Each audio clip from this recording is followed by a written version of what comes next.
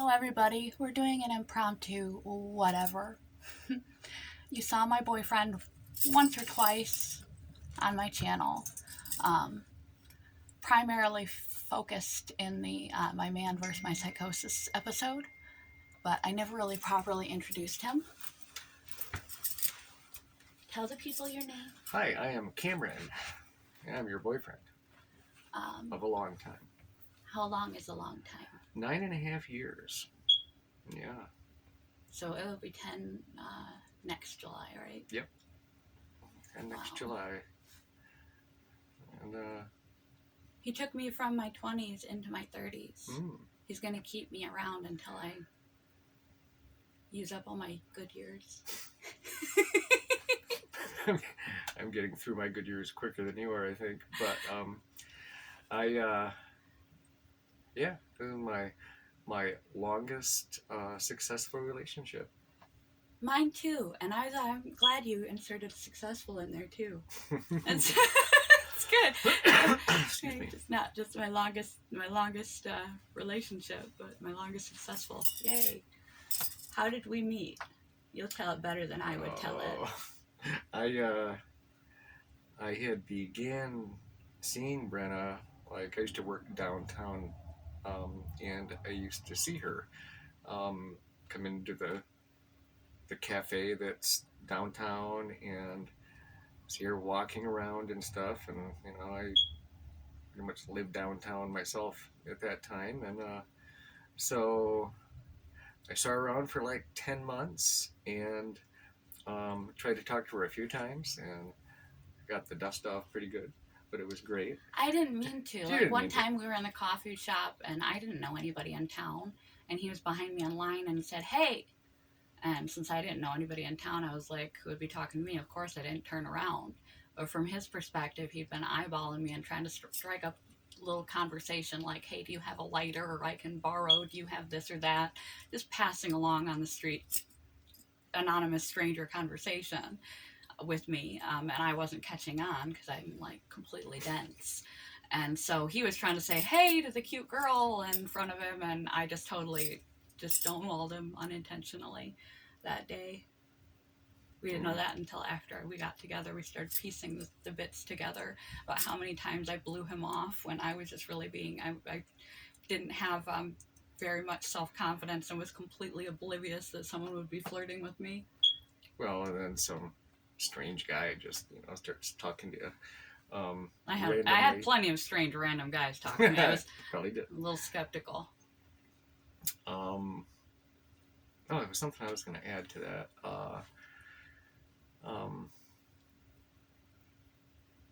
We've had... and there was a heat wave, and I went down to Bigby. That's right. To get out of the heat, because I don't have air, and I was the only one there, and I was talking to the then manager, who happened to be one of his longtime friends, and she had called him to pick her up something at the store. And so it was just three of us in there, and it kind of led to the most perfect date I've ever had. Yeah, a completely unintentional date. We'd kind of spoken in back and forth in passing because our workplaces are close. Just that casual sidewalk chat that I was talking about, and I guess he had spied me for like 10 months or something. Yeah, it was about that long. And I was completely oblivious. I wasn't stalking or anything like that.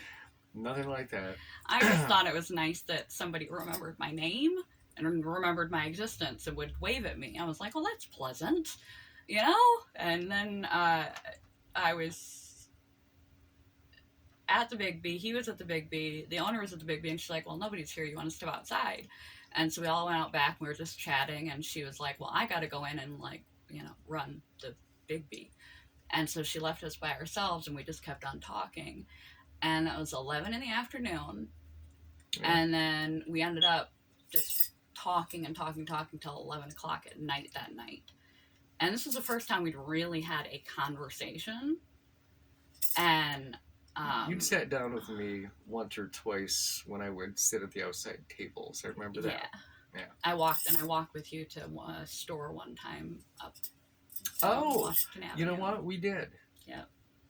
Totally. Forgot about that. That was the first time we really actually ended up talking and hanging out. We hung out for the entire day, and it did turn into this big, elaborate, free-form date that was so easy to hang out with him. It wasn't like we had to like schedule or plan anything. It just unfolded really naturally and easily, like we'd known each other for a really long time. And then that first year that we went out, we went, I think the entire year we didn't go one day without seeing each other face to face, if even just for 5 minutes. That's true. For an entire year. After that day that we hung out, every single day.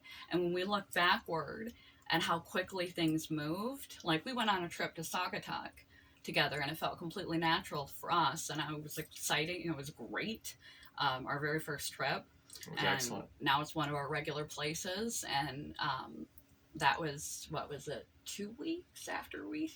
2 to 3 weeks, and we... It didn't feel like that. Yeah, it felt longer. And people at my job were like, be careful he doesn't put you in a trunk. You know, and I just thought it was like, because it seems so normal. It's completely non-threatening, and be like, we've known each other forever, and we've been together forever. And then when we got together for sometimes 6, 7, 8 months, you know, then you start reflecting backward and actually put things in the proper timeline, and you're like, wah! Yeah, I couldn't believe. I'm like, oh my God, we did that after only knowing each other like 2 weeks. We did move a little fast, but it worked out for us. They say not to do that because you have the brain chemistry when you first meet somebody. You don't know them yet, so you're projecting who you think they are while you're getting to know them onto them, not actually who they are. But we were pretty forthright, like from the get-go, about everything under the sun. We were pretty open. So it didn't take us long to get to know each other, but we, for one, you're projecting, so you don't actually know the person yet, and two, that the brain chemicals that new love releases are as addictive and strong and fogging your judgment as cocaine. And so you should wait for at least 6 months before you make any major decisions in a relationship or make any major moves, because you're being blinded by brain chemicals that make you want nothing more than to be around this person 24/7. But we're now settled. Yeah, my hair's gotten gray since then. Kind of. It's the George Clooney look. Yeah. Now we've been together for 9.5 years. Let's see. What are some other questions I was going to ask you?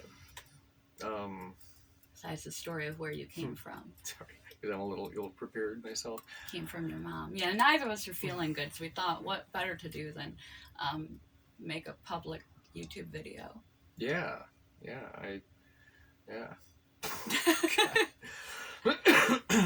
Yes, I do feel like crap. Absolutely like crap. As do I.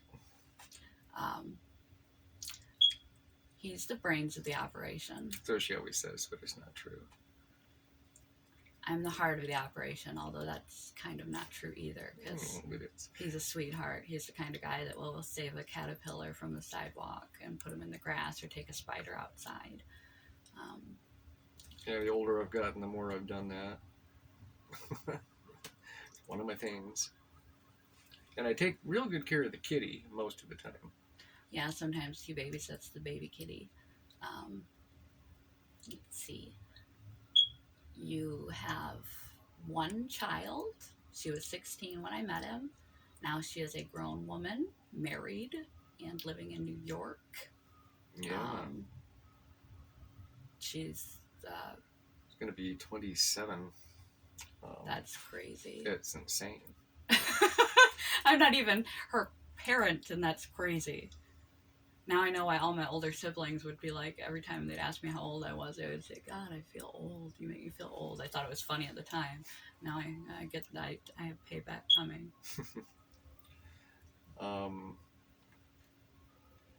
I've got 2 sisters. I don't know. I'm really boring.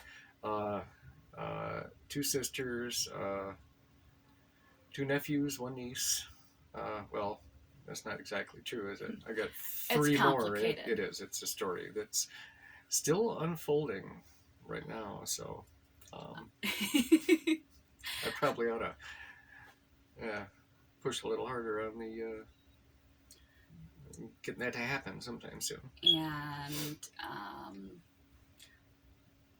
I don't think I mentioned how many siblings I have, and I have a lot, but he doesn't really know any of them. He's met a couple of them when he went with me to my grandmother's funeral many years back, but since my family and I aren't close, he hasn't really spent any significant time with any of them. He spent some time with one of my cousins that I used to spend more time with, but I haven't seen her in a number of years either. But he hasn't met much of my family. He's met my mom. My dad was already gone long before I met him. And I met 4 of your brothers. 4 of them. Which ones? I think I know which Chuck, ones, but, yeah. Larry, and Forrest, and Adam, and and Forrest. Yeah. Yeah. He's the best looking one in his family. Who, me? Mm-hmm.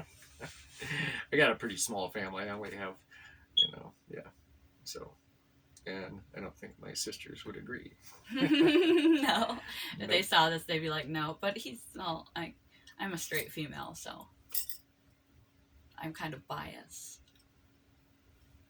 Yeah. I love you. I love you too. His favorite color used to be New Penny Orange. I don't know if it still is. I like orange. Not a big fan of blue. Especially blue lights. Yeah, I don't like blue lights. I don't like blue LEDs. He likes lights, though. I do love lights. All kinds of lights. And I don't like blue walls or blue plates or dishes or, blue certainly has its place, but not as a primary color element in my world. Or banana flavored anything. Oh, God. Yeah, I don't like banana flavored anything. And we went to a parade last night and saw... Oh, yeah, that was nice. Saw some incredible... We saw some really nice floats and marching bands. There's so many marching bands. And then they usually do fireworks at the end of the show, but this time they had like 50 drones that were all like synchronized and color matched, and I would have loved to have seen how that was all set up. But yeah, they made Santa's sleigh and bells, and it made say Love Lansing and all Christmas this other trees stuff. and Yeah, a whole candy Christmas canes tree, and it was really good. It wasn't just like sort of the impression of it. It was really good. And then when they made the sleigh flew around the Capitol. And, it was amazing. I was just the flag waved. It was the coolest thing. It was really cool. I'd seen something like that on TV once, but to see it in person, I'm sure we'll get used to seeing those kind of things more often in the future, but as a first time for that was just stunning. Yeah. I think everybody else, there was like thousands of people down there, thousands. And it was a really good crowd. The mood of the crowd and the vibe coming off everybody was just fantastic. It was great. We almost didn't do it. Yeah, because we weren't feeling good, like we're not feeling tonight. I think we're both big in that, like, vibe thing. The vibe we get off people, the vibe we get off the crowds when we go to places. Sometimes, like, there's a local farmer's market, and the parking is always horrific. But once you get in the store, sometimes it's really, really pleasant.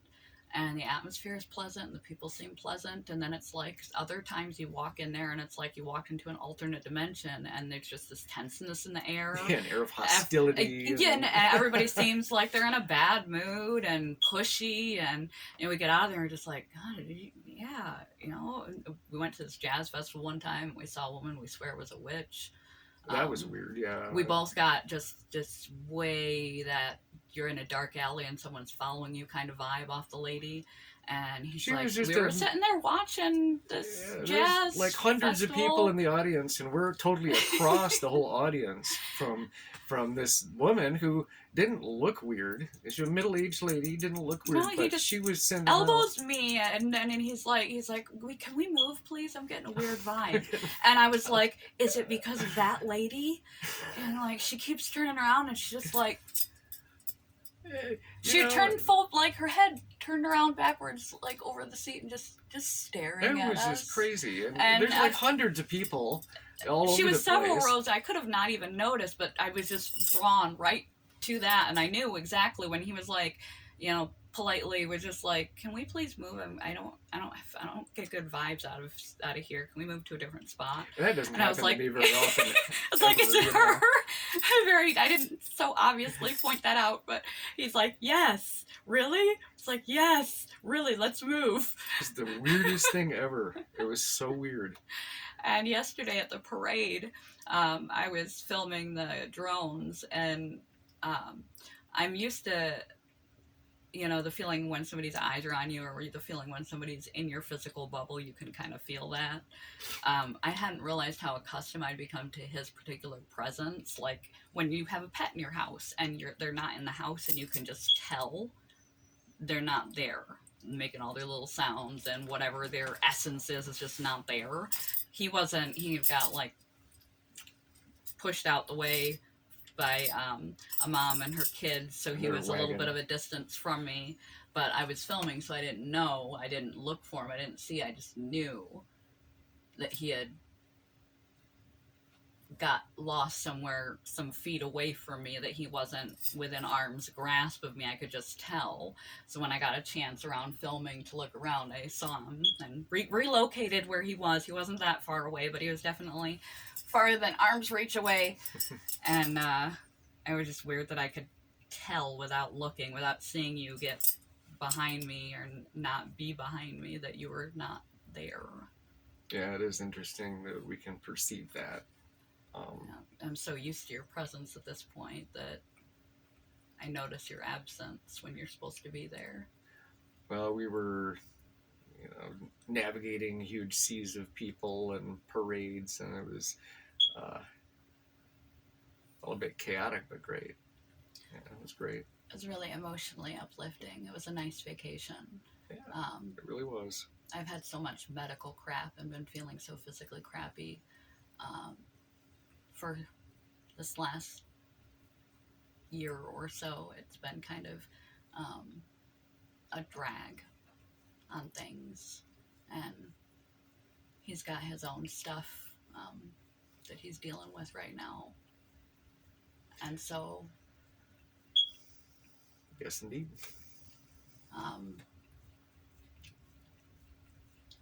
We've been kind of,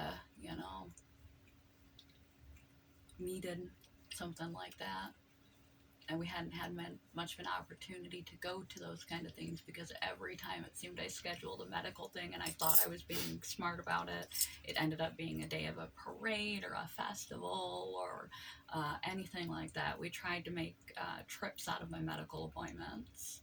Yeah, we did, successfully. And we tried to turn the have-tos into fun on top of the having to. But we ended up, most of them got scheduled around things that we typically would go to. Well, it's just been such a funny couple of years because of COVID, because of that really threw everything off, didn't it? Canceled everything. And then we kind of got out of the habit of things and didn't know when anything was, and then my medical appointment scheduled on everything, or not feeling well, and just didn't work out that we went to a whole lot. And now it's already almost winter. Yeah, it is. Yeah, the heavy coats came back out way sooner than I thought. we were going to have to bring them out. As it went from, like, it always goes within like a week. In Michigan, you know, it's totally hot like until you know, mid-October, and then like a flip switch gets switched, and it gets cold. Yeah, real fast. I was hoping we'd have one of those nice drug out falls that lasted all the way till Christmas Eve. Yeah, it's been a while. Been a while, but it's fine. We'll get through it fast, I think. Yeah, I remember, was looking at some of the early playlists from this year's quote videos, and I seemed quite happy around January or February. It's cold then, so I can be happy when it's cold. February is the crappiest month of the year, in my opinion. But last year we got a spring, like on April 1st, it was spring, and it stayed. Yeah, it was beautiful by nice. my birthday, and it's not always like that. No, we had a really long spring, summer, and fall. So I can't complain about that. And I've heard mixed up things about, you know, how the weather is. It's going to be a hard winter. It's going to be a light winter. Who knows? Who knows? Yeah, really. It's really unpredictable it is here. Unpredictable. And with climate change, it's just all the more unpredictable. We've had exceptionally hot summers. Just heat waves that are unusual. And other places in the country have had deathly heat waves. So we've been lucky with our sprees of 100 degrees, even though we've had a lot more heat waves than other places. Other places have had it insanely hot. Yeah, I mean, we had a relatively normal summer temperature-wise. The summer before that, there was heat waves. Bad heat waves. But I lose track. What summer was what? What summer? Yeah, I lose track. I always can say, "Oh, Kitty's being adorable." She is too. That when things happen, what year was what? Everything was like a couple of days ago. Mm-hmm. Yeah. What was that? It's all right. What was that I always say that I'm like, it was just the other day? And you're like, that was like 2 years ago, hon. Oh. Yeah, I don't know. I guess I'm okay about keeping track of timelines and sequences. Yeah, he has an excellent memory. Doesn't feel like it's very excellent today. Today I feel like stupid, but well, we're both not very good today. But I'm very scattered. When I go to approach anything, I'm like, what's the easiest point between two things? And I just do it. Like if I wanted to stir soup on the stove, yeah, spit it out. Blah. And there was a pen next to the soup. I'd pick up the pen and stir the soup because it was just the quickest route to stirring the soup. And he would do sensible things like go, whoa, you're going to melt pen into the soup. And come give me a spatula. Not a spatula. She's got some adorable idiosyncrasies. Yes. Like lids on jars. That's something we've been I was going to bring that up. Yeah, he is so nice and considerate. That's one of the things that I value and appreciate about him so much. He's just a really good-hearted man, very tolerant, and he treats me very, very kindly. Doesn't do that passive-aggressive kind of, roll his eyes stuff. He's very good at communicating. It's not like we fight ever that I can recall. And some people would say that would be unhealthy, but I don't think that I'm holding anything in that I'm not expressing. Yeah, I don't think I'm either. If there was something that I was repressing that I was upset or with you about that I wasn't talking about, I think that would be a problem. But there's nothing there that I need to, say. So we haven't really argued. We've had discussions. Yes, we have had discussions. I've learned to not sweat the small things. That's good. And One of those small things is my. I'm slowly getting trained, very, very slowly, like 9.5 years, and I still occasionally do it. Uh, I have this bad habit of like not putting the lids on jars. straight. Any jar. She'll put the lids on. We'll Like, just be could be cockeyed. something we're drinking, like a So, Gatorade, could be yeah. like the mustard in the fridge, it's condiments, shampoo, whatever. I'm like the quickest from point A to point B. I washed my hair, I set it down, I'm done washing my hair, I don't need to do anything else with it. I just, my brain does not do all these necessary steps. I'm done with that, and then we're done, and that's the end of it. I don't think of the tidying up and closing things down and putting things away properly, all that formal detail stuff. And so I make messes, things get knocked over, and of course they spill, or he'll go to grab the condiment or the conditioner or whatever, and it blobs all over him. And one time in his van, somehow it was open and it got dropped and bounced off the ground and came shooting up like a volcano all over his windshield, all over his seat, all over Isn't it him. like Mountain Dew or something? It was a Gatorade. A Gatorade. Okay. And I was mortified because you had done, that was the only thing that you let out the tiniest hint of annoyance at. Everything else that I had done that was foolish, let's use that word, foolish, he had been very kind about.